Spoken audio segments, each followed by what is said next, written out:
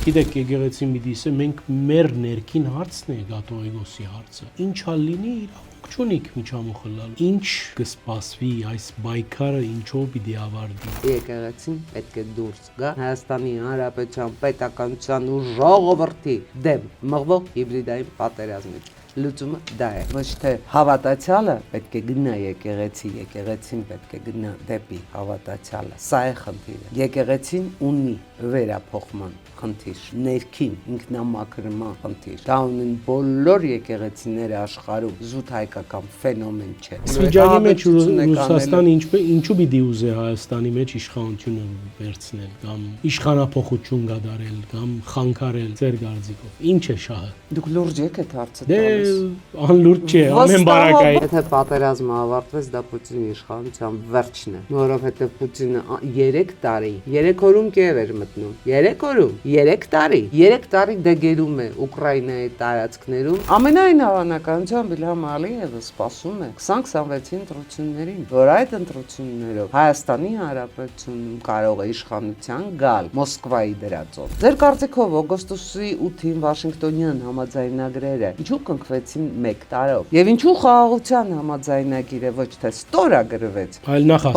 նախաստորագրվեց։ Ինչու։ Քաղաքական կարևոր երևույթը Վարշավադի ընտրություններն են։ Ինչ են ռիսկերը ձեր գուսակցության համար եւ արդյոք իշխանությունները շահագրգռված են, որ դուք հաղթանակ գրանցեք այնտեղ։ Չեք տա, որ վաղարշապատը դառնա Գյումրի 2։ Դա եղել է մեր կարգախոսներից մեկը ու հիմա էլ մեր կարգախոսն է։ Վաղարշապատը համայն հայության հոգևոր կենտրոնն է։ Վաղարշապատը ոնց ուզում եք վերցրեք, մայրաթոռը մեր Վատիկանն է։ Մեր Վատիկանն։ Այո, մեր Վատիկանն է, բայց կատարում է արդյոք մեր Վատիկանի դերը այսօր։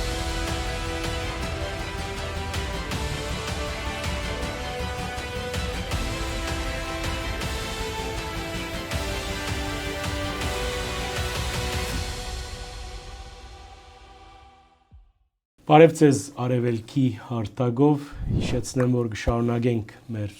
անգեղծ զրույց հաղորդաշարը եւ հորդորս պապակս է, որ հետևիկ մեր հաղորդումներուն, միանաք մեր ալիքին, այդպիսով խթանած գլակ մեր անգախ մամուլի առաքելությունը։ Այսօր հյուրս Անահիտ Աթամյանն է, հիշեցնեմ, որ Տիգին Աթամյանը Հանրապետություն գուսակցության քաղաքական խորհրդի անդամ է։ Բարի եկացեք Տիգին Աթամյան, ուրախ եմ ձեզի դարձյալ հյուրընկալելու։ Տիգին Աթամյան, ամենաառաջ սենք հարաճիգա սպասված քաղաքական կարևոր երևույթը կամ գայարանը սենք Վարշավադի ընտրություններն են։ Դուք, ինչպես ձեր գուսակցության բոլոր անդամները, շատ աշխուժ գերբով կմասնակցիկ նախընտրական գործընթացին, բավական բարդ ընտրություններ պիտի լան։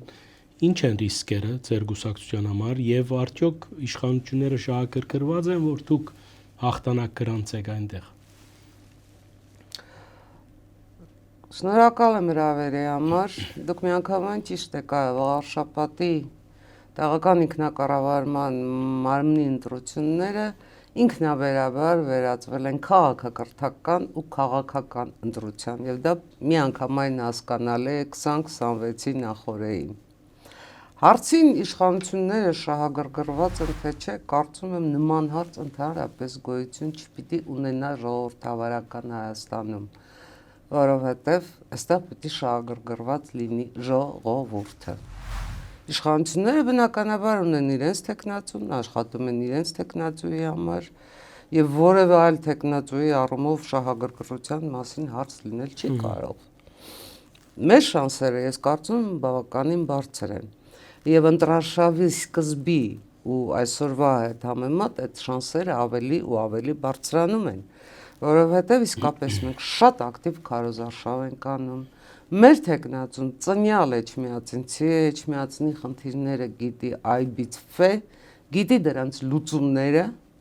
եւ վերջապես իր թիկունքում ունի Հանրապետություն կուսակցությունը։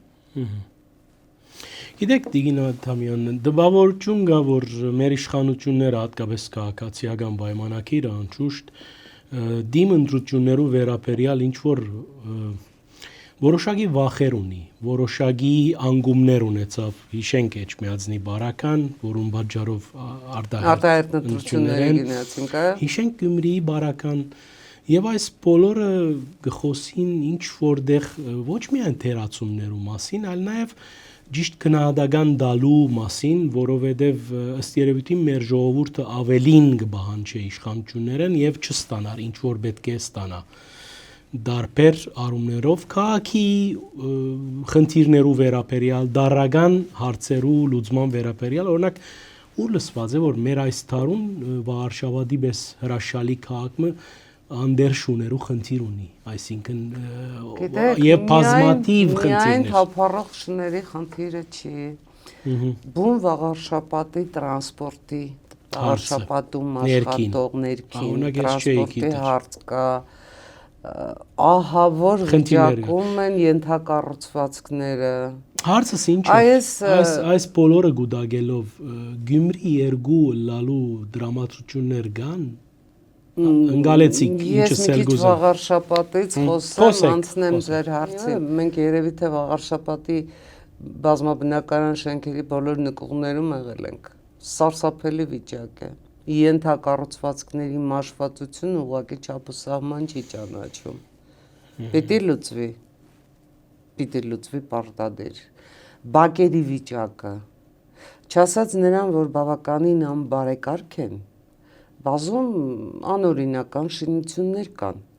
ու բոլոր համարյա թե բոլոր Վաղարշապատցիները միաբերան ասում են երեխաների խաղա հրապարակ են ուզում, բայց որտեղ, տեղ չկա։ Այսինքն այդ շինությունները այս կամ այն կերպ պետք է կարգավիճակ փոխվի, մաքրվի, վերանա, Այսինքն երկար գործընթաց է այս։ Այսինքն սա գործընթաց է։ Եվ այս գործընթացը չի կարող մեկ օրում ակնհայտ այսպես արդյունք ունենալ։ Անդրադառնանք Վաղարշապատ խոշորացված համայնքում են ընտրությունները, այսինքն մի քանի գյուղեր են ընդգրկված։ Մենք եղել ենք, այո, 17 գյուղ է, մենք եղել ենք նաև այդ գյուղերում։ Եվ ինչ պատկեր ենք տեսնում գյուղերում։ Մանկապարտեզներ տեղ-տեղ չկան ընդհանրապես, տեղ-տեղ այնպիսի վիճակում են, որ կարծես երեք ավարտվեց պատերազմը։ Շատ համայնքներում կա եւ հողատարածքների եւ խմելու ու ոռոգման ջրի խնդիր, մշակույթի տներն են բավականին անբարեկարգ վիճակում, մարդիկ ասում են տեղ տվեք, իրիկունները գանք նստենք, բայց այդ բոլոր խնդիրների համախումբը ես կդնեի մի կողմ, շատ կարևոր խնդիրների, գերարագ լուծում պահանջող խնդիրների, ես այնուամենայնիվ այդ բոլոր խնդիրները կդնեի մի կողմ եւ չափազանց կկարևորեի մի խնդիր, որը ուղիղ ասենք համայնքապետարանի ենթակայության տակ չի, դա աշխատատեղերի խնդիրն է, որովհետև մարդկանց պետք է բարձր վճարվող աշխատավարձ կլոր տարին ասելով նկատի ունեմ նաև հենց այդ Վաղարշապատ եւ Խոյ խոշորացված համայնքների գյուղերը մարդիկ աշխատանք ունենան նկատի ունիք մարդիկ աշխատանք չունին այսօր մարդիկ բարձր վճարվող աշխատանք ունենան կլոր տարին երբ ավարտվում է գյուղատնտեսական աշխատանքների ցիկլը վստահեցնում եմ ձեզ ոչ Վաղարշապատի խոշորացված համայնքից ոչ ընդհանրապես Հայաստանից հեռացող չի լինի մենք ժողովրդագրական պատկերի փոփոխության անհրաժեշտության առաջ ենք կանգնած ես բազմիցս այս հարցին համարյա թե բոլոր հարցազրույցներում անդրադառնում եմ որովհետև մենք անվտանգային համակարգը չգիտես ինչու պատկերացնում ենք միայն ռազմական իրականում դա ռազմականը չի միայն անվտանգային համակարգը ներառում է արտաքին քաղաքականությունը ներառում է պարենային անվտանգությունը ներառում է էներգետիկ անվտանգությունը ներառում է ամենամեծ, ամենակարևոր, ամենակարդինալ հարցը տնտեսական անվտանգությունը, այսինքն մոնոպոլիաների վերացումը, տնտեսության դիվերսիֆիկացիան, արդյունաբերության վերագործարկում, որպեսզի ռեալ տնտեսությունը աշխատի եւ մրցունակ ապրանք կարողանանք արտահանել։ Փառք Աստծո, ահագին փոփոխություններ են լինում։ Մենք հիմա հնարավորություն ունենք լոգիստիկայի դիվերսիֆիկացիայի։ Մենք այլևս կարող ենք այդ քաղաքական բանալիով բացվող, փակվող լարսից մեր կախումը նվազեցնել։ Բայց ինչ ենք արտահանելու, մենք այս խնդիրը պիտի լուծենք։ Այս խնդիրը հավասարապես վերաբերվում է ոչ միայն վաղար շաբաթ խոշորացված համայնքին, ամբողջ Հայաստանին է վերաբերվում։ Ես չեմ ուզում, որ վաղար շաբաթը այսպես դուրս դնենք Հայաստանից։ Այո, վաղար շաբաթը գերկարևոր է, որովհետև վաղար շաբաթը Հայաստանին, Երևանին, մայրաքաղաքին շատ մոտ է եւ վաղար շաբաթը համայն հայության հոգեվոր կենտրոնն է։ Վաղար շաբաթը ոնց ուզում եք վերցրեք, մայրաթոռը մեր Վատիկանն է։ Մեր Վատիկանն է։ Այո, մեր Վատիկանն է։ Ոնց ուզում եք վերցրեք։ Բայց կատարում է արդյոք մեր Վատիկանի դերը այսօր։ Գիտեք, Վատիկանի պարագան մի քիչ ուրիշ է, Վատիկանը եւ համայն կաթոլիկ աշխարհի հոգեվոր կենտրոնն է եւ ինքը պետություն է։ Ինքը պետություն է։ Ռոմի Պապը պետության ղեկավար է։ Եվ եթե սա պրոյեկտում ենք հայ առաքելական եկեղեցու վրա, ստացվում է կազուս։ Կազուս գիտեք ինչ առումով, որովհետև ցավոք անկախությունից հետո հայ առաքելական եկեղեցին շարունակեց իրեն Վատիկանի պես պահել։ Հայ առաքելական եկեղեցում չեղավ այն ընկալումը, որ այլևս կա պետություն, եւ ինքը չի շարունակելու այն դերը, որ հազարամյակներով պետականության բացակայության պայմաններում կատարել է։ Այսինքն պետություն եկեղեցի ֆունկցիաները սահմանադրությամբ բաժանվեցին, իրավական բոլոր հարցերը կարգավորվեցին, բայց մտածողություն չփոխվեց, մտայնություն չփոխվեց։ Սա մեկ, եւ երկրորդ չափազանց բացասական, չափազանց արատավոր դրսևորումը, որի հայտ է գալիս, հիմա ի հայտ է եկել վերջերս 20-ից հետո հատկապես հայ առաքելական եկեղեցին մտավ քաղաքականություն։ Հայ առաքելական եկեղեցին շարունակեց եկեղեցին եւ քաղաքականություն։ Ես հենց դա եմ ասում, որ եկեղեցին չընկալեց, որ ինքը պետք է քաղաքականությունից դուրս գա, որտեղ այլևս մենք կա այսպես պետություն։ կխոսենք, մարդիկ կմեղադրեն, ասելով թե հայոց pedagogical բացակայության պայմաններում եկեղեցին կդարեց պետության եւ շնորհակալություն պետք է հայտնել։ Խորին շնորհակալություն հայապահպանության համար, լեզվապահպանության համար, ընդհանրապես գոյություն պահպանության համար, ամեն ինչի համար խորին շնորհակալություն։ Բայց 21-րդ դարն է, փոխվել են իրականությունները, իրողությունները փոխվել են, կա պետություն, բանակ ունի այդ պետությունը, այդ պետությունն է հիմա իրականացնում են բոլոր ֆունկցիաները, որ պետականության չգոյության պայմաններում ստանձնել էր եկեղեցին։ Սա պետք է ընկալել թե ոչ։ Սրա հետ պետք է հաշտվել թե ոչ։ Իրավապայմանագրային հարաբերությունները նոր իրողություններում պետք է պարզել թե ոչ։ Հարցը չէ։ Ես շատ լավ հիշում եմ, որ 90-ական թվականների վերջին եկեղեցին փորձում էր սահմանադրություն մշակել, հանձնախմբեր էին ստեղծվել։ Եվ մինչև 2010 թվականը գրեթե այդ հանձնախմբերը գործել են։ Իսկ ուր է արդյունքը։ Պարոն Արայան ջան, դուք այնուամենայնիվ կարծում եմ ինձ հետ կհամաձայնեք, որ պետք է փոխվի նաև եկեղեցի հավատացյալ հարաբերությունը։ Պետք է փոխվի։ Շատ լուրջ բարեփոխումներ ու գարիք կա բոլոր ոլորտներում։ Շատ լուրջ բարեփոխումների դիսագարկեն մինչև հավատացյալի հետ շփումը։ Դուք թերևս ինձնից լավ գիտեք, կաթոլիկ եկեղեցում ժամ 1 պատարակ է մատուցվում, բայց այդ պատարակները 6-7 ժամ չեն տևում, 3-4 ժամ չեն տևում։ Եւ շատ ավելի արդյունավետ է։ Ճիշտ է։ Եվ գանչող է։ Այո, վանող գիտես, չէ։ որ ամեն պահ կարող ես 5 ժամ մտնել, իրավունք չունենք ամեն մենք պահ որևէ կարող ես մտնել պատարակի ներկա լինել։ Կարելի է օրինակը այստեղ, կարելի է օրինակը այստեղ անել։ Ունենք այդ թվով հոգեվորականներ, կարծում եմ ունենք։ Վերջին հաշվով դուք հիշատակեցիք հենց նոր գրապարը, հրաշալի, ոսկեղենիկ լեզու։ Գիտեք, ես աստվածային դասախոս եմ ունեցել Աշոտ Աբրահամյանը, ցավոք արդեն հանգուցյալ գրապարի։ Մեզ այնպես էր այդ լեզուն ներկայացնում, մենք պարզապես ամբողջ կուրսով սիրահարվել էինք գրապարին։ Դասամիջոցներին այդ գրապար էինք խոսում։ Մենք այդ լեզուն մտցրել էր մեր երակների մեջ գրապարը, բայց մենք բանասեր էինք, Հիմա դուրս եկեք փողոց, ինչ որ մեկին գրափարով դիմեք։ Խելակարված է։ Ձեզ կմտածեն, որ դուք խոսում եք ինչ որ օտար լեզվով։ Չգիտեմ, անծանոթ ինչ որ օտար լեզվով։ Արևմտահայերենը հաջող խնդիր կունենա։ Թերևս արևմտահայերենը արդեն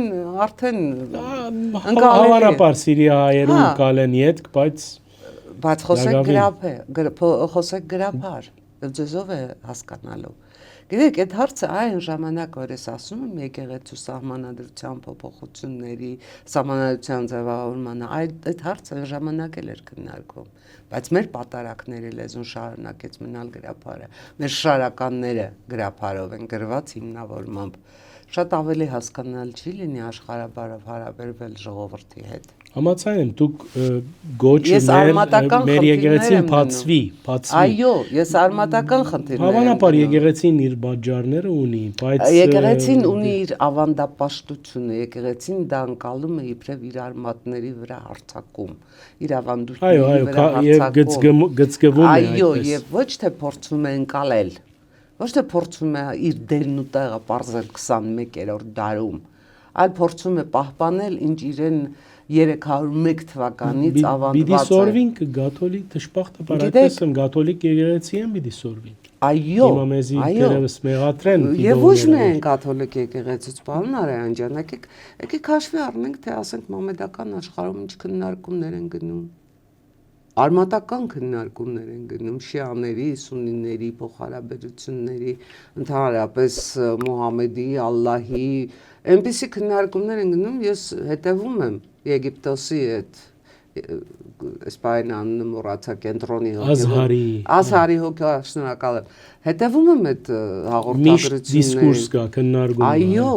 եւ պատկերացրեք չափազանց հետաքրքիր են, չափազանց, որ ասենք կարդում ես, հասկանում ես, որ այո, իսկապես մենք բոլորս մեկ Աստծո որդիներ ենք ու կապ չունի այդ Աստծուն ինչ անուն ենք տալիս։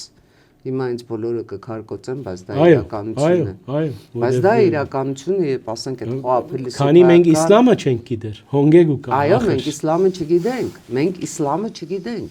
Ու խոշոր հաշվով որոշնում ես համեմատում ես իսլամն ու քրիստոնեությունը, եթե չլիներ քրիստոնեությունը, իսլամ երբևէ չէր լինի։ Եթե չլիներ քրիստոնեությունը, երբևէ իսլամ չէր լինի։ Սա ես շատ հստակ եմ ասում, որտեղ ուսումնասիրություններ որոշակի արել եմ, դա ինձ հետաքրքրել է։ Բայց թողնենք իսլամը։ Այո, բավական տարածվեց։ Մտահոգությունս Գյումրի երկու դարբերաբար աշխատի։ Տեսեք, ես ինչին է ես հիմա ուզում անդրադառնալ, գիտեք, ցավոք, ես դա ասում եմ խորին ցավով, որ հայ առաքելական եկեղեցին մտավ հիբրիդային պատերազմի մեջ։ Հայ առաքելական եկեղեցու հոգևորականների էլիտան դուրս եկավ հենց հայ առաքելական եկեղեցու դեմ ու պետության դեմ։ Սա է այսօր բոլոր կոնֆլիկտների պատճառը։ Այն մնացածները, տեսագրություններ, չգիտեմ, էսերներ, հայտարարություններ, պատարակներ տարբեր եկեղեցիներում, կարգալույծ լինելը բադարակ եւ հագաբադարակ։ Այո, պատարակ, հակապատարակ, դու կարգալույծ ես, չէ կարգալույծը դու ես եւ այլն։ Գիտեք, եթե փորձում ենք այդ մակերևույթին սահելուց կանգ առնելու խորքը հայացք նետել, դրանք հետևանքներն են, բուն պատճառը իմ նշածն է։ Եվ քանի դեռ մենք այդ բուն պատճառը չենք վերացրել, քանի դեռ հայ առաքելական եկեղեցին չի դարձել հայաստանյան եկեղեցի։ Այսինքն եկեղեցին պետք է գծներ դին ատամյան իշխանություններում։ Ինչու գծներ։ Այսինքն ինչ է դարբերակը։ Հիմա քանի քաղաքական դրիկ հարցը։ Ինչպես պետք է վարվել։ Ասենք կողջ է Փաշինյանն եւ Գաթողիկոս Լարդան արեց։ Այստեղ Փաշինյանի խնդիր չի, բացարձակապես Փաշինյանի խնդիր չի։ Այստեղ ժողովրդի խնդիրն է, այստեղ պետության խնդիրն է։ Դուք այդ կդրվածքով։ Միանշանակ ես այդ կդրվածքով եմ դիտում։ Ինչ Փաշինյան, ինչ կապ ունի այստեղ Փաշինյանը։ Կարող եք դուք լինել, եթե նույն քաղաքականությունը վարվեր, պիտի ասեիք եկեղեցին գցնում է Արեանին։ Բացարձակապես։ Իսկ հարաբերության դինամիկան ինչպես պետք է լա։ Օրինակ եկեղեցին անցյալ իշխանավորներու օրով գործագիցներ եւ Սերժ Սարգսյանին եւ Ռոբերտ Քոչարյանին։ Լևոն Տեր-Պետրոսյանի օրերու մասին շատ տվյալներ չունի։ Դե Լևոն Տեր-Պետրոսյանի օրերու ժամանակ ամենայն դեպս երբ Վազգեն Վեհապարը հանգյավիտ էր, կար մտայնություն, որ հնարավոր է Անտիլիասի մայրաթոռը եւ մայրաթոռը Գարգինը շատ լայն փածավ, եւ դրա համար Հայաստանի Հանրապետությունում հայտնվեց մայրաթոռը, Ադի բուժեր մեր եկեղեցին այդ միացումը, ես կգործեմ ավելի խնդիրներով արժեք գնալ։ Ես կարծում եմ, որ այդ միացումը ոչ միայն անհնար էր, Հիմա էլ պատմականորեն սխալ էր, որովհետև ձևավորվել են նվիրապետական աթոռներ, Անտիլիասը, Երուսաղեմի պատրիարքարանը, Իստանբուլը, Կոստանդնուպոլսի պատրիարքարանը եւ այդ բոլոր պատրիարքարանները լուծել են իրենց պատմական խնդիրները։ Եթե դուք Անտիլիասը միավորում եք մայրաթոռի հետ, ինչ խնդիր եք լուծում, ինչ դատարկ թողնում Անտիլիասը։ Այսինքն ինչ էր խոր։ Այստեղ իհարկե կար նաև քաղաքական խնդիր, որովհետև որևէ մեկի համար երբևէ գաղտնիք չի եղել, որ Անտիլիասը դաշնակցական, այսպես ասած, կենտրոնակայան է եղել։ Այդպես չէի, սեր, համագործակցությունը կա, այդպես։ Ես կարող եմ դա ասել եւ կարող եմ պնդել։ Եկեք մի բացառեք, որ ես էլ ինչ-որ տեղեկություններ կարող եմ ինա։ Չեմ կասկածի։ Դուք գալիս եք հենց այնտեղից, բայց ես էլ շատ տեղեկություններ ունեմ։ Տեղեկությունները, որոնք թերևս նույնիսկ չարժի բարձրաձայնել։ Բայց խնդիրը Լևոն Տեր-Պետրոսյանը չկարողացավ լուծել։ Եվ չկարողացավ լուծել ու չլուծեց ոչ միայն այն պատճառով, որ ցավոք Գարեգինն ընդամենը 1.5 տարի կարողացավ պաշտոնավարել ու էլի հանգյավիտ էր ու նորից դրվեց կաթողիկոսական ընտրությունների խնդիրը։ Սա է պատմությունը։ Ինչ վերաբերում է Գյումրի 2-ին, տեսեք, Հանրապետություն կուսակցությունը երբ հայտարարեց, որ մասնակցելու է վաղ շաբաթ խոշորացված համայնքի ընտրություններին, հայտարարության վերջում գրել էր թույլ չենք տա, որ վաղ շաբաթը դառնա Գյումրի 2։ Դա եղել է մեր կարգախոսներից մեկը ու հիմա էլ մեր կարգախոսն է, եթե մի անգամ կարողանաք ժամանակ գտնել գալ վաղ շաբաթ, կհամոզվեք, թե մենք քարոզարշավը ինչ կարգախոսներով, ինչ ինտենսիվությամբ Իշխանությունն էլ այդ թեզին հետ է, բայց գիրք կա իշխանության բարակային, այսինքն չեմ ես իշխանության կրկին մասին ճիշտ ասած պետք է նկատվի, չէ՞, Ես չեմ ուզում իշխանության գործողությունների մասին խոսել, որովհետև ես Հանրապետություն կուսակցության բնականաբար ներկայացուցիչն եմ, ես կարող եմ եւ ուզում եմ խոսել մեր գործողությունների մասին, այո։ Մեր նպատակը, մեր գերնպատակը մեզ համար ամենակարևորը, որ վաղարշապատում Գյումրի 2-ի սցենարը չկրկնվի։ Տեսեք ինչ է կատարվում, այդ բոլոր ուժերը, որոնք եթե փորձենք այսպես մեկ միասնական կարճ անունով բնորոշել, ռոբասերժական ուժերը համախմբում են փորձում անել, բայց փոխվել են համախմբման մարտավարությունը, ռազմավարությունը մեկն է, մարտավարությունն է փոխվել, եւ մարտավարության փոփոխությունը արտահայտվում է նրանով, որ փոքր այսպես ուժերով մտնում ենք ավականի կամ 20-26-ին փորձելու ենք մտնել խորհրդարան եւ փորձելու ենք կազմել արդեն խորհրդարանում մեծամասնություն։ Սա է խնդիրը։ Հիմա ես ուզում եմ ձեզ հանդիպակաց հարց տալ։ Ձեր կարծիքով օգոստոսի 8-ին Վաշինգտոնյան համաձայնագրերը ինչու կնքվեցին 1 տարով։ Եվ ինչու խաղաղության համաձայնագիրը ոչ թե ստորագրվեց, թեպետ համաձայնեցված էր, թեպետ կողմերը առարկություններ չունեին, բայց նախաստորագրվեց, ինչու։ Երբևէ չեմ մտածած։ Չեք մտածել, իսկ ես մտածել եմ, տեսեք, ամենայն հավանականությամբ Իլհամ Ալիևը սպասում է 2026-ի ընտրություններին։ Եվ սպասում է, այո, ես սպասում է, որ այդ ընտրություններով Հայաստանի Հանրապետությունում կարող է իշխանության գալ Մոսկվայի դրածոն։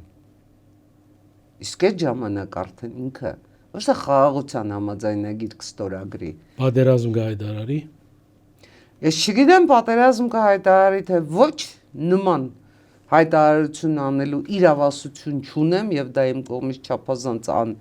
անհեռատես կլիներ ձեր ասածը հաստատել կամ հերքել, բայց ես կարող եմ տարբեր տեսակետներ ներկայացնել, թե Իլհամ Ալիևը ինչ կփորձի անել։ Հիմա մենք նոյեմբերի 16-ին Գյումրիում գնում ենք եւ ձայն ենք տալիս այն ուժերին, որոնք Հայաստանի Հանրապետությունը ուզում են վերադարձնել Մոսկվայի վասալի կարգավիճակին,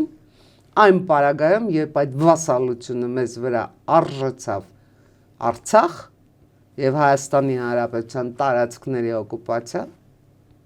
թե գնում ենք եւ ձայն ենք տալիս այն ուժին, որը դա կանխելու ծրագիր ունի եւ կանխելու այդ ծրագիրը ունի ամբողջ մեխանիզմով ոնց ենք անում ժամանակացույցով, որի նպատակը առաջին Հայաստանի Հանրապետության ինքնիշխանությունն է, երկրորդ Հայաստանի Հանրապետության ինքնիշխանությունն է ու երրորդ Հայաստանի Հանրապետության ինքնիշխանությունն է։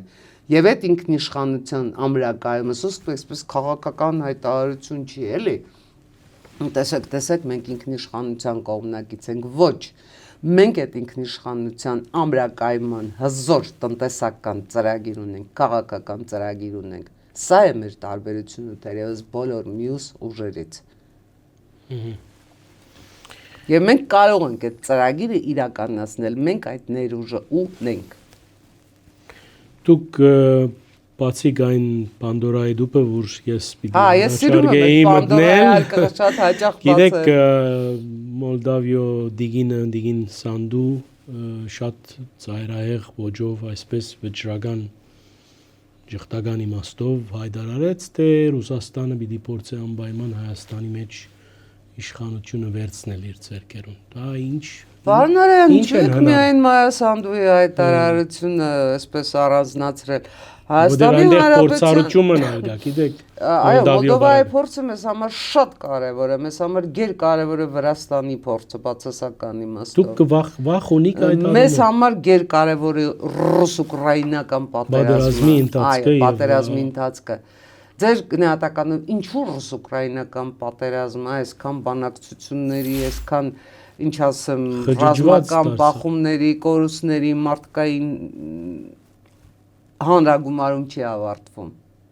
Որտեւ եթե պատերազմը ավարտվեց, դա Պուտինի իշխանության վերջն է։ Որովհետեւ Պուտինը 3 տարի 3 օրում Կիև էր մտնում։ 3 օրում 3 տարի Համարյա թե հեսա գալու ենք հասնենք 41-45 թվականի հայերենական պատերազմի տարիներին։ Այ 3 տարի դեգերում է Ուկրաինայի տարածքներում, մի գյուղ գրավում է, ուկրաինացիները ազատագրում են, մյուս քաղաքը գրավում է, ուկրաինացիները ազատագրում են, այսպես դեգերում է ուկրաինական տարածքում։ Տաղային գրիվներուն։ Այո, եւ համայն աշխարհին հայտարարում է, որ ինքը այսպես նվաճումներ ունի Ուկրաինայի, Դոնբաս է պահանջում, Կուսբաս է պահանջում, չգիտեմ ինչ է պահանջում։ Իսկ իր տնտեսությունը փլուզվում է։ Այո, այսօրերուն շատ խոսվի այդ։ Այո, Լուկոյլը արդեն անել է իր ակտիվներն է վաճառում պատժամիջոցների հետևանքով։ Եկեք հասկանանք, էլի ինչու Պուտինը այդ պատերազմը, որ արդեն քայքայում է Ռուսաստանը, արդեն իրեն պատվանդանից իր իշխանական պատվանդանից վարել ամբարդելի է եւ ինչ ալը։ Դե կներեք, Լավրովն էլ ասում է Եվրամիություն, ես ձեր վրա չեմ հարձակվի։ Տեսել եք Լավրովի հայտարարությունը, մենք երաշխիք կտանք, որ Եվրամիության վրա չեք հարձակվի։ Լսեք, դուք Եվրամիության վրա հաստատ կհարձակվեիք, եթե դուք Ուկրաինա գրավեիք։ Բայց դուք անգամ Ուկրաինայում չեք կարողանում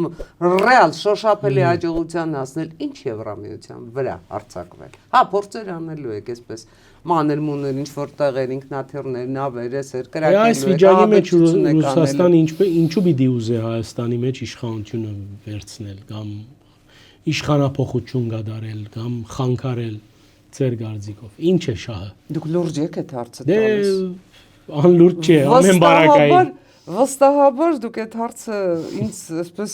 ինչ ասեմ։ Ես գուզեմ լսել։ Ձեր տեսակետը արտահայտելով չեք տալիս, փորձում եք ներկայացնել հասարակության։ Այնքան փորձում եմ իմ տեսակետները չարտահայտել, որ չի ստացվում։ Վստահաբար չի ստացվում։ Ինչու է Ռուսաստանը փորձում է Հայաստանի Հանրապետությունը նույն ճիշտ նույն պատճառով, ինչով չի ավարտվում ռուս-ուկրաինական պատերազմը, որովհետև Ռուսաստանի ցարի նպատակը Ուկրաինայում սեփական իշխանություն, սեփական դերածոն ունենալն է, Յանուկովիչ 2 ունենալն է։ Ուկրաինան չպետք է լինի ոչ ժողովրդավարական երկիր, ոչ անկախ երկիր։ Ուկրաինա առանց Ուկրաինա ԽՍՀՄ 2 չի կարող վերականգնվել, դա աքսիոմա է։ Այստեղ կորցնել Հայաստան նշանակում է ընդհանրապես դուրս գալ Հարավային Կովկասից։ Ռուսաստանը ակամա է, այսպես նույնիսկ զգացվում էր այդ ներքին դժկամությունը։ Ակամայից այսպես շնորհավորեց, հաջողություն մաղթեց, եսի ինչ արեց Վաշինգտոնում ստորագրված համաձայնագրերին։ Բայց հետո էլ շարունակեցին հայտարարել, որ խաղաղության համաձայնագիրը Գալուզինը, հիշում եք Գալուզինի հայտարարել, խաղաղության համաձայնագիրը պետք է կնքվի Ռուսաստանի։ Եվ մենք պատրաստ ենք ցեզի դրամատրել մեր սրահները լուսավոր։ Լսեք, շնորհակալ ենք ձեր սրահներից եւ ձեր բյուրեղապակուց, շնորհակալ ենք։ Մենք տեսել ենք, թե ձեր հովանու ներքո կնքված համաձայնագրերից հետո ինչ կորուստներ են ունենում։ Մենք տեսել ենք Լաչինի միջանցքում Ադրբեջանի երկու ակտիվիստների եւ ձեր այսպես խաղաղապահների համատեղ աշխատանքը, մենք այդ ամեն ինչը չենք մոռացել։ Հիմա ինչի մասին է ու դուք ինձ լուրջ հարցնում եք, թե ինչու պիտի Ռուսաստանը փորձի Հայաստանում իշխանություն փոխել։ Լուրջ հարցնում եք։ Ես չեմ կարող այդ հարցին այսպես շատ դուք վախ ունիք։ Գիտեք, որ ամեն ինչ արվելու է, ես դա համոզված եմ։ Մոլդովայի փորձը բերեցիք, չէ՞։ Այո։ Իլան Շոր արդեն Հայաստան եկել է։ Եկել է, ոնց ուզում եք վերցրեք, Սամվել Կարապետյանը։ Մինչ այդ հոգևորականությունը ներգրավեցին, բերեցին քաղաքական պայքար, նույնը արվել է Մոլդովայում։ Նույն սցենարներն են։ Բացարձակապես հիբրիդային պատերազմի նույն սցենարներն են, նույն ձեռագիրն է։ Հարցը այստեղ ես կարծում եմ, պետք է մի քիչ այլ լինի։ Տեսեք Մոլդովան ինչ կարդինալ արմատական միջոցների գնաց, Հայաստանը կգնա թե ոչ, Հայաստանի իշխանությունը գուսակցություններ փակել։ Այո, եթե այդ կուսակցությունները բացահայտորեն պետականության դեմ են, ժողովրդավարությունը պետք է բռունցքներ ունենա։ Իշխանությունն գվախնա գենտատրեմ հագաժողովրդավարական զուգակի մեջ ինալ, ինչպես որ մենք նկատեցինք Գյումրիի մեջ իշխանությունները արդյոք հագաժողովրդավարական զուգակի մեջ է ընկել իշխանությունը, երբ կալանավորել ու դատապարտել է հեղաշրջման կոչ, ոչ թե տեսակետ արտահայտող, այլ կոչ անող հոգևորականի։ Ծուղակ է դա թե ոչ, եւ եթե ծուղակի ում համար է ծուղակ։ Ում համար է դա ծուղակ։ Գիտեք, ոնց ուզում եք վերցրեք, մեկ հստակ, շատ հստակ բաժանարար կա։ Մի կողմում բոլոր այն քաղաքական ուժերն են, օրը մեկ նոր ձևավորվող, տրոհվող, ռեբրենդինգի գնացող, նոր անուններով, նոր ստորագրության փորձերով։ Այո, բոլոր այդ ուժերն են մի կողմում, եւ մյուս կողմում այն ուժերն են, որոնք Հայաստանի Հանրապետությունը տեսնում են անկախականներ, եթե մեկ բառով ասեմ։ Ժողովուրդը ուր է, Տիգին Աթամյան։ Ժողովուրդը որու կողքին է։ Ես կարծում եմ, որ ժողովուրդը շատ մեծ փորձության առաջ է կանգնելու, թե վաղարշաբաթում, թե հատկապես 20-26-ին։ Փորձություն, իսկապես փորձություն է լինելու։ Փորձություն ընտրության, ճիշտ ընտրության, պատասխանատու ընտրության։ Ունի մեր ժողովուրդը այդ ուժը, այդ ներուժը ունի ճիշտ ընտրելու։ Ժողովուրդը ուզում է ապրել, ուզում է իր հայրենիքում ապրել։ Ուզում է, որ իր զավակը ստիպված չլինի, իր զավակը ստիպված չլինի պատասխանել այն հարցերին, որին չեն պատասխանել իր հայրերը ու ինքը։ Ուզում է։ Հարց է։ Ես կարծում եմ, որ ելք չունի, պիտի ուզենա, որտեղ սա է մեր հայրենիքը, ու մենք այս հայրենիքը ոչ մեկին հանձնել չենք կարող։ Չունենք ուրիշը։ Ունենք, չունենք, սա մերն է։ Սա մերն է, ու երբ մենք դուրս ենք գալիս, մեր տնից դուրն էլ փակում ենք, կամ փակում ենք դուռը, նստում ենք մեր տանը, ասում ենք, դե այսքան տեղը տաք է, լուսավոր է, ուտելիք կա, ամեն ինչ կա, ջուրն էլ տեղը, մեզ ոչինչ պետք չի։ Մի օր վերջանալու է, չէ՞, ամեն ինչը դուռը բացելու ես դուրս գաս։ Եթե դու դրսի կյանքին, քո պետության կյանքին քո ժողովրդի կյանքին չես Առանցին չես դու կարող։ դուրս ես գալու, ինչ անես։ Ճիշտ է։ Ինչ անես։ Գիտեք, եթե մյուս շրջադարձային իրականություններուն փորձենք աչք մնետել, Հայաստանի մեջ սպասելի է առաջիկա դարի այդ մեծ Եվրոպայի այդ մեծ կակատը, որուն պիտի մասնակցին նաև հրավեր ուղված է Ալիևին եւ Էրդողանին։ Մեր հասարակությունը պատրաստ է Նիգին Աթամյան այդ երկու անձնավորությունները քաղաքական բարձր Դե Թուրքիայի նախագահները Հայաստանի Հանրապետությունում թեկուզ մեկ օր այցով այնուամենայնիվ տարբեր ժամանակներում ֆուտբոլային դիվանագիտության եւ այլնի եղել են։ Գիտեք, դժվար հարց եք տալիս։ Իսկ Ադրբեջանի հասարակությունը Նիկոլ Փաշինյանը լիդեպ եղել է Թուրքիայում։ Իսկ Ադրբեջանի հասարակությունը պատրաստ է այնտեղ Նիկոլ Փաշինյան ընդունել։ Հարցը չէ։ Ես կարծում եմ, որ այդ հարցերը չպիտի լինեն առանցքում պիտի լինի, իսկ ինչ խնդիր ենք մենք դրանով լուծում։ Ինչ խնդիր ենք մենք դրանով լուծում։ Եվ այդ խնդրի կարևորությունը, այդ խնդրի հասանելիությունը, այդ խնդիրը լուծելուց մեր ստացած դիվիդենդները պետք է լինեն առանցքում։ Թե չէ հասարակությունը պատրաստ է Էրդողան ընդունել կամ Ալիև ընդունել, դա չի կարևորը։ Կգան կգնան, չեն մնալու։ Կգան կգնան, բայց այդ գալ գնալուց ինչ է մեզ բոլորիս մնալու։ Սա է խնդիրը։ Եթե մենք ունենք հստակ ծրագիր, հստակ օգուտներ այդ այցերից, եթե հստակ փոփոխություններ են լինելու այդ այցերի արդյունքում, թող գան, ինչու ոչ։ Փաշինյանը գնաց Թուրքիայի հասարակությունը ինչ արեց, ասաց, չէ, սա մեր թշնամին է, թող այստեղ չգա, հա։ Բայց Թուրքիո մեջ Էրդողան գա, գիտեք, ով գրնա ձպտուն հանել։ Այնտեղ էլ Ալիև կա, շատ ձպտուն կարող էր հանել Մեհդիև, այն էլ կալանավորեցին։ Ինչի մասին է խոսքը։ Պարզ է, մենք խոսեցանք եկեղեցու մասին, ձեր կարևոր շատ տիպուկ նախատասությունները highlight պետք է անենք, սակայն եւ ինչ կսպասվի այս բայկարը ինչով պիտի ավարտի, որովհետեւ ես երեք հանգած օրը մեկ կփորձեմ YouTube-յան ալիքներու այդ քեղեցիկ զամբյուրի մեջ մանգալ բդդիլ եւ բոլոր այդ բաժենները, այսինքն զանգուցակրերը Գաթողիկոսի եւ Փաշինյանի նկարներով դեր Արամ կամ Ստեփան նկարներով եւ այլն եւ անշուշտ վերջին օրերուն Արշակ Սրբազան այս տակնաբի ելքը ուր գտի դարգեք Տիգին Աթամյան ինչպես պիտի լուծվի այս խնդիրը որուն լուծումով պիտի շահի մեր պետությունը ամենաառաջնայինը Դեք ես իհարկե կարող եի ասել որ անգամ տրոյական պատերազմն ավարտվեց ու անգամ Ոդիսևսը Իթակե վերադարձավ ու Պենելոպեն իր ամենօրյա այդ որ գործում ու քանդում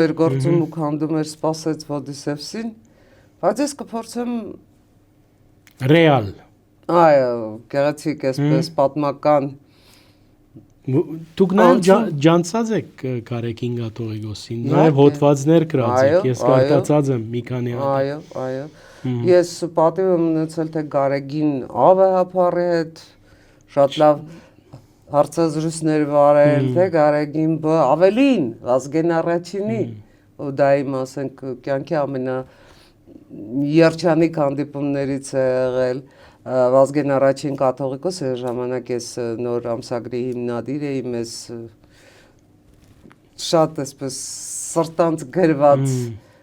Պատգամ, այո, պատգամ է հղել, թե ինչ պիտի լինի այդ ամսագրի դերն ու նշանակությունը։ Հատուկ այդ ճանաչողությունն է, որ Կարեկին Կաթողիկոս կգոչեք եւ ոչ Գդրիչ Ներսեսյան, ինչպես իմ շատ հյուրերը այդպես բան գնեն, Գիտեք, ես բոլոր դեպքերում եւ մեր դիդողները զիս կմեղատրեն, թե ինչու չեմ հագատարցել։ Ես բոլոր դեպքերում կոռեկտության կողմնակից եմ։ Բոլոր դեպքերում ես կոռեկտության կողմնակից եմ։ Եվ անկախ նրանից ես այնպես է ստացվել, որ ես 20-րդ դարից սկսած 21-րդ դար պետության առաջին դեմքերին համարյա բոլորին չնչին բացառություններով ոչ միայն ճանաչել եմ, այլև իբրև լրագրող ու իբրև ազգային ժողովում համարյա 10 տարի աշխատած մարդ աշխատանքի բերումով սերտ հարաբերվել եմ։ Այնպես չի, որ ես միայն եկեղեցու վերնախավ կամ եկեղեցականներ եմ, ես բոլորին եմ ճանաչել։ Հիմա ինչ ես դնեմ ու անուններ տամ։ Այնուամենայնիվ ես շատ լավ ընտանեկան դաստիարակություն եմ ստացել եւ իմ կոռեկտությունը ինձ պարտադրում է որոշակի կանոնների էթիկայի։ Այո։ Իսկ անդրադառնանք ձեր հարցին։ Այո, լույս մգա։ Բնականաբար, սա չի կարող փակուղի լինել։ Սա չի կարող փակուղի լինել։ Տեսեք, մենք խոսում էինք հայ առաքելական եկեղեցու պետականություն չունեցած այդ հազարամյակներում դերի մասին։ Ուղղակի, ինչպես ամբողջ աշխարհի եկեղեցիներում տեղի են ունենում վերափոխման քաղաքական փոփոխությունների քննարկումներ, հայ առաքելական եկեղեցին, որ համարյա մնացել է Նիկեայի համաժողովի այդ կանոնների շրջանակներում, պետք է դուրս գա, բացի եկեղեցու դռները ու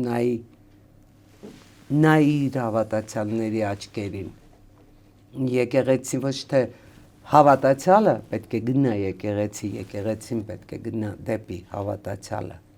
Սա է խնդիրը։ Եկեղեցին ունի վերափոխման խնդիր։ Ներքին ինքնամաքրման խնդիր։ Դա ունեն բոլոր եկեղեցիները աշխարհում։ Զուտ հայկական ֆենոմեն չէ։ 301-ին քրիստոնեությունը պետականորեն ընդունած երկրի ֆենոմեն չէ։ Տեսեք, դուք հիշատակեցիք, շնորհակալություն դրա համար հիշեցրիք ինձ Ասարի անունը։ Համեմատեք էլ այնտեղ ինչ քննարկումներ են լինում։ Հիմա ինչ անենք, մենք կասկածի տակ չեն դնում, չէ՞ Մուհամեդի։ Բացարձակապես երբևէ։ Փորձում են վերացեվագերբել ընկալումները։ Փորձում են կրոն, հավատ եւ հավատացյալ հարաբերությունը կամորջել միմյանց, չգղզիանա եկեղեցին, միասնականություն։ Եվ դա ամրապնդում է պետությունը։ Սիկ չէ ժողովրդին երթալու։ Դա ամրապնդում է պետությունը։ Գեղեցիկ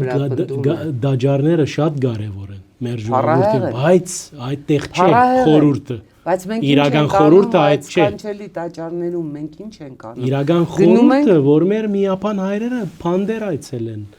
աղքատներուն այցելեն, հաղորդություն տան, Քրիստոսի առաքելության մասին խոսին։ Բամը որ ծեսերու մեջ այդ խնդիրը նոր չէ ամեն բարակայի։ Բայց այս կորձընթացներն անտին ինչպես լուծումը ինչպես կրնալալ, որովհետև գիտեք եկեղեցին միտիսը մենք մեր ներքին հարցն է Կաթողիկոսի հարցը։ Դուք ինչա լինի իրավունք չունիք միջամուխը լալու։ Հիմա նաև հղում գնեն սահմանադրության ինտիմատիր դաշտը, եթե կնկատեք, թե պետությունը իրավունք չունի։ Ես սահմանադրակետ չեմ, բայց հստակ է որ շատ փևերացած վիճակ մը կա։ Երկու կողմերը եկեղեցի թեզը գոկտակորձեն իրար թեմ։ Հա, ցավոք երկու կողմերն էլ կարծես այ արդեն այրել են կամուրջները։ Եվ լուծումի մասին խոսողներ չկան։ Ի վերջո այս իրավիճակը այսպես մնալն ճիշտ չէ։ Իրավիճակը այսպես չի կարող մնալ բնականաբար, բայց ես չեմ կարող հիմա ձեզ ասել, թե իրավիճակը ինչպես պետք է հանգուցալուծվի։ Ես կարող էի դա ձեզ ասել, եթե ես լինեի, ասենք, եկեղեցական կամ եթե լինեի իշխանության ներկայացուցիչ։ Իմանալով որոշ Իմանալով, ասենք, դրա համար պետք է տեղեկատվության վերլուծություն։ Բայց դուք այնուամենայնիվ լավադես եք։ Ես կարող եմ ձեզ ասել իբրև միջին վիճակագրական հայ եւ հավատացյալ, որովհետեւ գիտեք Աստծո հետ յուրաքանչյուրս մեր հարաբերությունները ունենք։ Ճիշտ եք։ եւ յուրաքանչյուրս որոշակի պահի կանգնելու ենք Աստծո առաջ ու ինչ ենք ասելու, ինչ ենք արել այս կյանքում, ինչու չենք արել ու ինչ ենք արել։ Եվ եթե դուք վերցնում եք այդ երկու հարցերը, ինչու չենք արել ու ինչ ենք արել, այ լուծումը այստեղ է, լուծումը այստեղ է։ Էլ եմ ասում, ես չեմ կարող ձեզ ներկայացնել կոնկրետ ժամանակացույցով, այսօր էս ինչ պահին, էս ինչ գործողությունը կլինի։ Ես դա չեմ կարող անել։ Բայց նաև գիտիդարգեք, չէ՞ որ երկխոսության շանսալ չի գա դին Ատամյան։ Պարոն Արայան, վստահաբար դա ոչ ոք չի կարող անել։ Ոչ ոք դա չի կարող, այս պահին դուք տեղադոմսը դան, հա։ Ում ուզում եք հրավիրեք, որևէ մեկը չի գա այստեղ, չի նստի ու ձեզ չի ասի։ Պարոն Արայան, այս ինչ ամսի, այս ինչ ամսաթվին, այդ հարցը ժամին կլուծվի ու կլուծվի այսպես, ոչ։ Ինձ իմը դահոկողը երկխոսության կոնցեպտի բացակայությունն է, կամ նույնիսկ հույսը երկու կողմերում միջև։ Այս դրա համար ասում եմ ճանապարհը։ Եկեղեցում պետք է լինեն բարեփոխումներ։ Եկեղեցին պետք է դուրս գա հիբրիդային Հայաստանի Հանրապետության պետականության ու ժողովրդի դեմ մղվող հիբրիդային պատերազմից։ Լուծումը դա է։ Եվ պետությունը պետք է առաջ գնացող քայլեր անի։ Գիտեք, կամուրջները շատ հետաքրքիր է, մարդկանց ոչ միայն միացնում են, այլև բաժանում են։ Այս պարագայում կամուրջը բաժանում է, բայց կամուրջը երկու ափերը կարող է նաև միացնել։ Գետը հոսում է, կամուրջը կարող է միացնել։ Եկեք կամուրջի այդ երկակի նշանակությունից բաժանող ու միացնող ընտրենք միացնողը։ Ճիշտ է, դա է։ Անկեղծ զրույց էր։ Շնորհակալ եմ Տիկին Աթամյան։ Ես միշտ եմ անկեղծ եւ ձեզ եմ շնորհակալ այդ անկեղծության դրսևորման հնարավորություն տալու համար։ Խնդրեմ։ Մեր ակնթիրներուն հիշեցնեմ, որ հյուրս Անահիտ Աթամյանն էր, նաև հորդորս ձեզի հետևիլ մեր հաղորդումներուն, լայք մսեղմել, մեկնաբանություն մտողել, այդպիսով խթանած գլակ անգախ մամուլի մեր առաքելությունը բարի մեծ։